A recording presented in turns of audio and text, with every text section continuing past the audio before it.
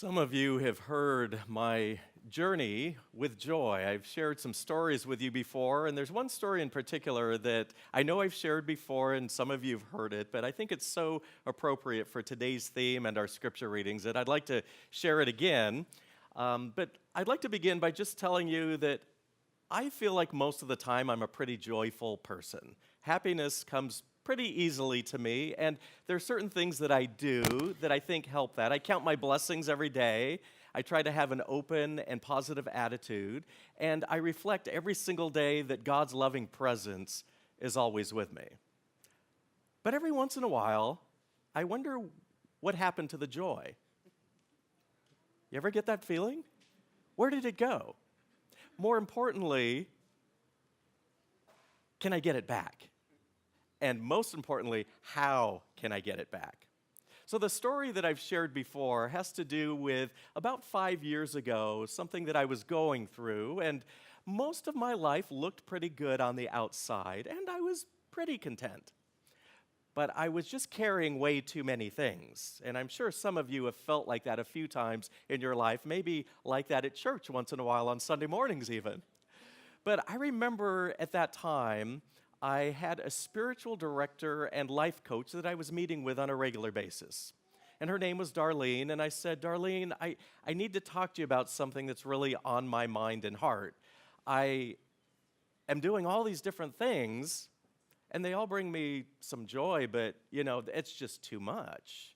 And I explained to her, and she kind of knew most of this already, that, I was a pastor of a church half-time, which usually meant 20 to 25 hours a week, and sometimes more.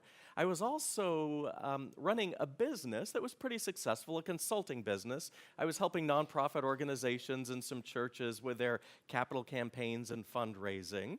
And I was also trying to finish a book that I'd been writing for over 10 years at that time. And then on top of that, I was trying to watercolor more because I really enjoyed watercoloring, and I was trying to figure out how I can get my watercolors out there more and promote them. And I just felt like on top of all of that and paying the bills and all the other things you just have to do in life, it felt heavy. It felt like too much. And so she only had one question for me. And it surprised me not only what the question was, but there was only one question.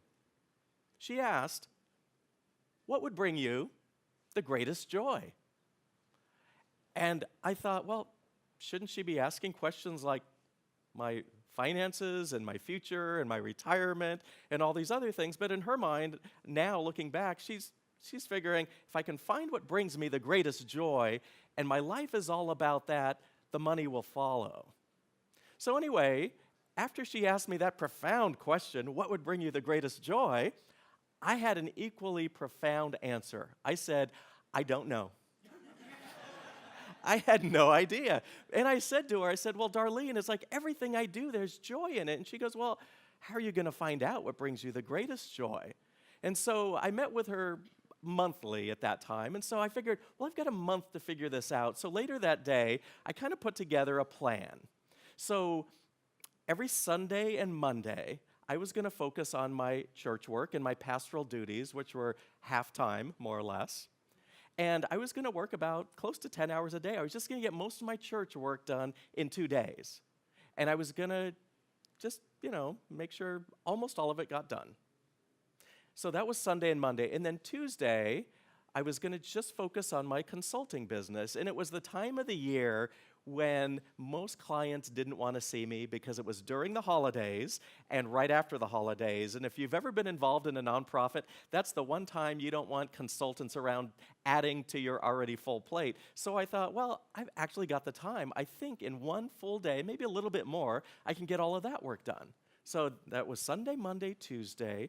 And then on Wednesday, I was going to focus just on my book, finishing the writing and the editing and talking to publishers and stuff like that. So I've got Sunday, Monday, Tuesday, Wednesday figured out. And then I thought, Thursday, I'm going to spend the whole day watercoloring. And then Friday was going to be kind of catch-up day, a little of this, little of that. There's always stuff at the church that I needed to do before Sunday and, little, follow-up phone calls with clients. And, so I just thought, that's what I'm going to do. And then Saturday's going to be my Sabbath because I realized that I was so busy, I was working all day, 7 days a week, that even though I went to church, I was working the whole time and I didn't have my own downtime. And so Saturday was going to be my time to go for walks on the beach. I could watercolor if I wanted. I could hang out with family and friends and go out to meals and just know that this is my downtime, extra time reading and prayer and reflection. And then Sunday it would start all over again. Well, I figured if I kept up this pattern, in about a month or so, I'd figure out where the greatest joy was. What surprised me is I figured it out that first week. So almost everything I did, I just said, okay, here's the other part of the plan. I'm going to pay attention to the joy.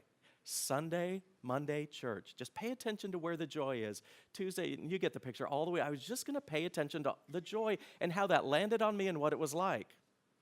So what I found out that almost everything felt really joyful.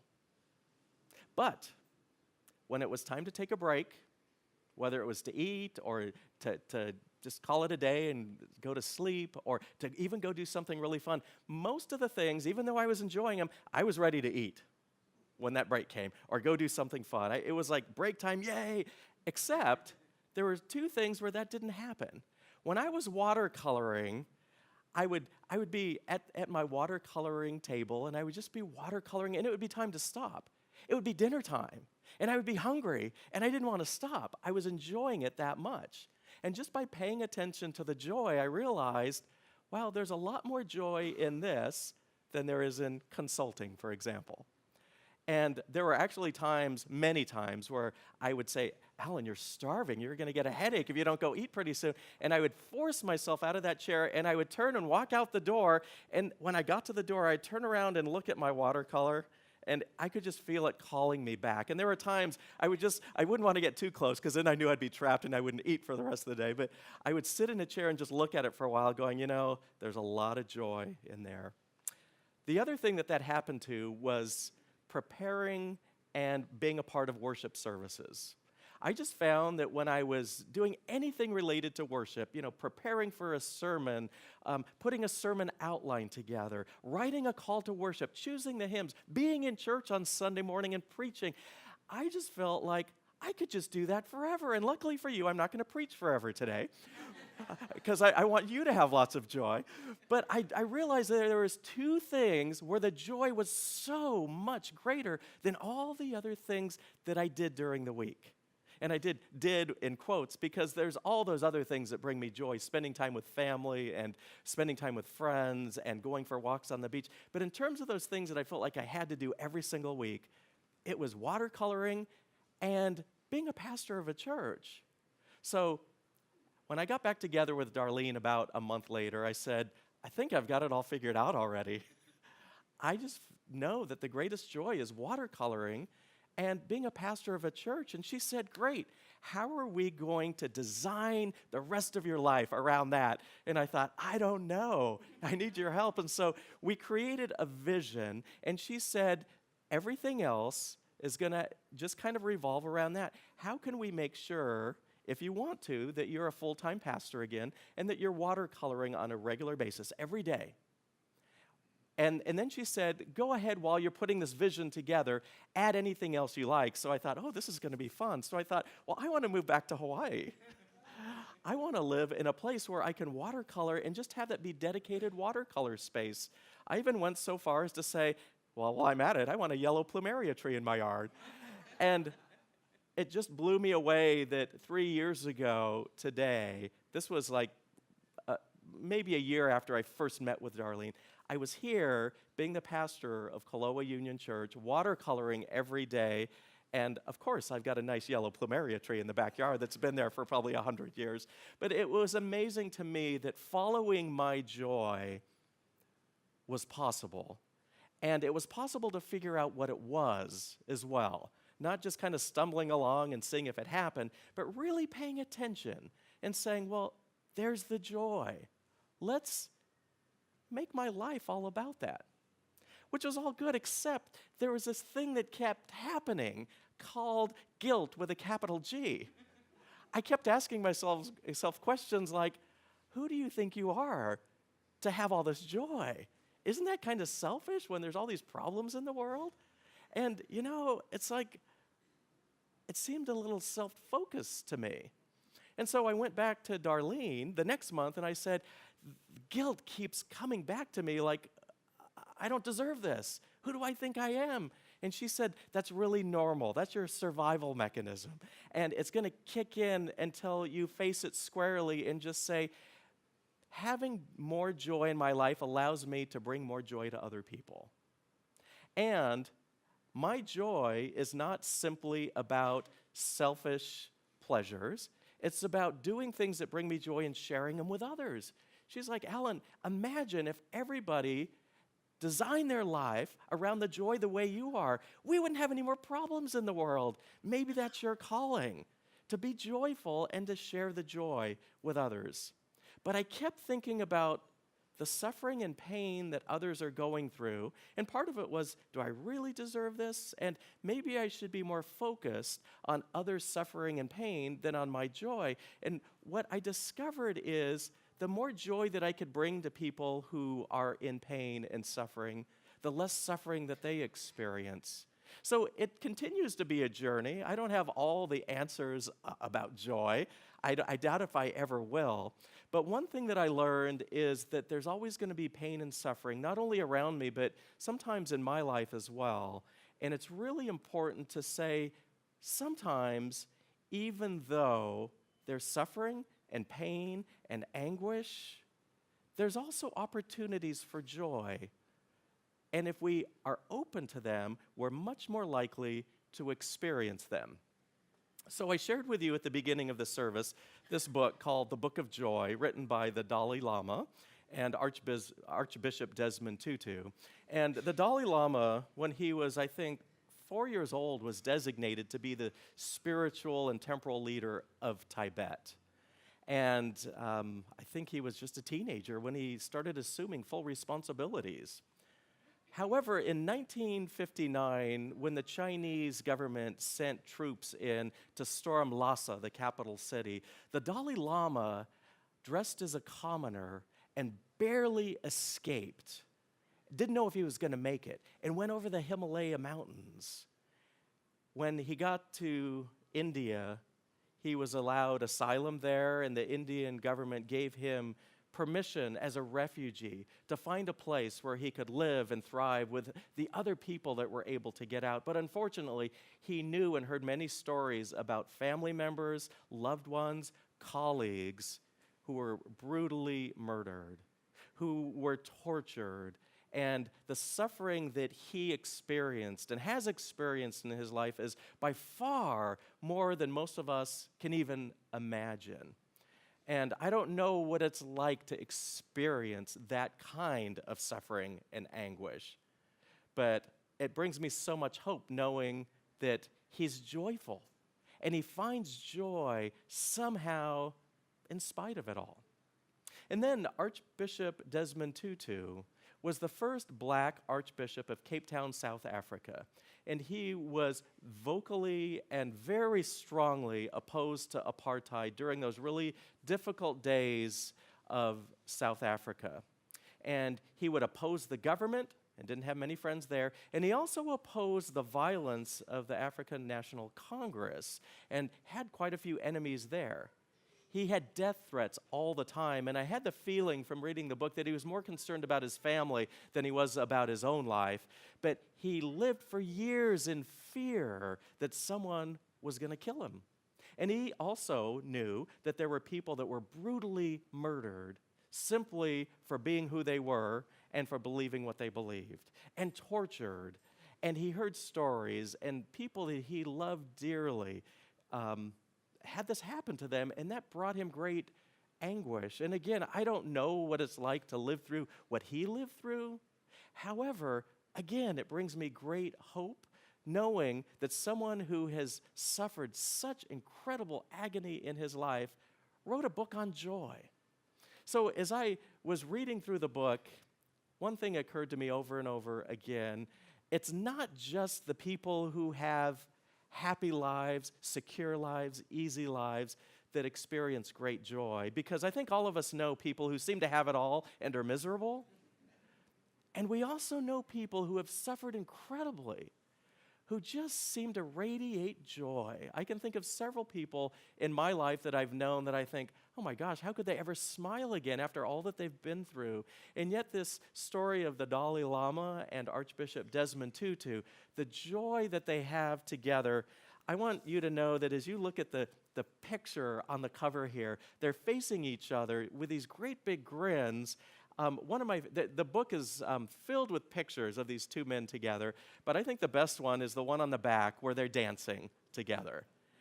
And every day they're talking about pain and suffering and injustice in the world and how they can actually make a difference in the world, actually do something about it, and yet they can laugh, they can crack jokes, they can dance in the street. They quote a psychologist, Sonia Lyubomirsky, and basically are just saying what she's saying about psychology is so true, what we've been saying about our religious beliefs all these years. There are many things that we don't have a lot of control over that take away our joy, and the psychologist said, there's our genes, there's things we're born with, there's things the way we've been brought up, there's circumstances, that affects our joy, and sometimes there's not a lot we can do about some of those things, but she said there's some key things that we have absolute control over. And she said one thing is the ability to reframe the way we see things that are happening to us. And I can't remember if I read this in the book or if it was some other book or article I was reading at the time, but it's like, when you're driving your car and somebody does something really stupid and selfish, has that ever happened to anyone here? And you get mad about it? One thing you can do is say, you know what? Maybe they're on the way to the hospital. Maybe there's some crisis in their life, and this is just the most urgent time in their life. Give them a little space. Let it go, because by being mad at them, you're only hurting yourself. So reframe how you see things. The other, two more things. One was the ability to have gratitude and to express gratitude. Grateful people are joyful people. And then finally, the ability and willingness to be generous. People who give of their time, of their money, of their talents, people who are just those people that are just giving tend to be the happiest people. And we have control over those three things. It's not, again, the people who have such great lives because of what they've been given in life who are the happiest and the most joyful. It's the people who decide they're going to be joyful. And as I was reading all three of this morning's scriptures this morning, it brings me great hope for not only myself, but for all of us, that no matter what we go through in the world, there's the possibility of joy. And as we heard the 100th Psalm, make a joyful noise to the Lord, all the earth, worship the Lord with gladness, enter his presence with singing. These words and most of the Psalms were written during really difficult times in the life of the person writing the Psalm or composing the Psalm, as well as the nation of Israel, and yet they just radiate joy. And then as we look at the gospel reading this morning, it's the story of Jesus talking about what it's like for him at the time and what it's going to be like for the disciples. Jesus, as we're told by the gospel writer John, had just figured out he's going to suffer and die really soon, like within a day or so. He knows that his time has come. And he also knows that his disciples, the ones that he loves the best, are also going to suffer, and some of them are probably going to die. And yet, he talks to them about joy. And he even refers to our difficulties as a woman in labor. And every time I hear about a man talking about what it's like being a woman in labor, I think, yeah, right, like, you know what that's like, right? But anyway, his point is, as excruciating as that pain is going to be, you just know that there's going to be joy afterwards. So hold on for the joy. That's the message of Jesus to us this morning. As bad and as difficult as things are going to be, hold on, because there is joy on the other side. And then from the epistle or letter of James, he tells the people that he's writing to, consider it pure joy, not just some joy, a little joy, kind of joy, pure joy.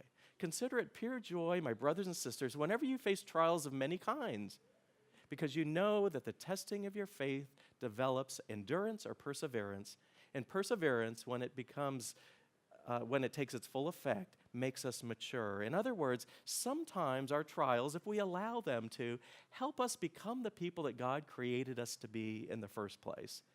So those are just 3 examples in the scriptures, and you can find many more as you read through them, where people are struggling, they're suffering, they're in pain, there's no answers to the big questions they have, and yet they're able to hold on to joy and to share that joy with others.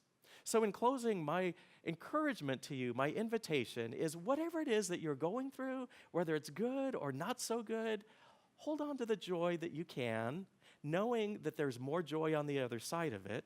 And also just know that as bad as things are in your life, in your community, in your family, in your country, or in the world, the gift of joy is something that God gives to you, to every one of us.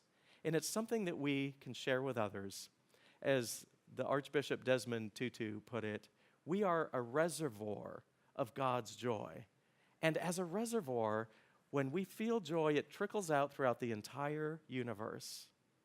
And that's our job, to be reservoirs of joy and to allow the ripples to go as far as they can go, even beyond our own vision, knowing that the joy that we share with others is joy that just keeps going on and on and on. I hope and trust that you will feel some joy today and that you will share that joy with others. Be that reservoir of joy and allow those ripples to just keep going on and on and on. Amen.